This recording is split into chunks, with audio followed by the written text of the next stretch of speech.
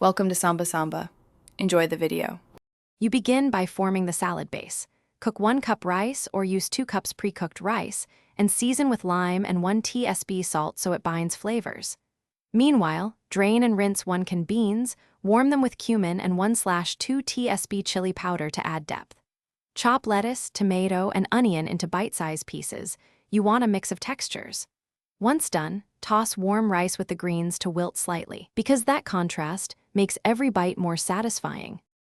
You now handle the protein and toppings.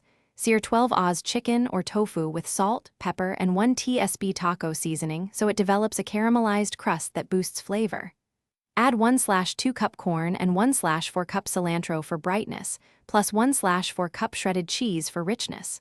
Layer components in this order: rice, beans, protein, veggies, so temperatures and textures stay distinct. Once layered, make sure to leave space for dressing. That prevents sogginess and keeps crunch intact when you toss it. You finish by making a quick dressing. Whisk 3 tablespoon olive oil, 2 tablespoon lime juice, 1 tsp honey and salt to taste. This balances fat, acid, and a touch of sweetness. Drizzle evenly and toss gently so ingredients coat without breaking down.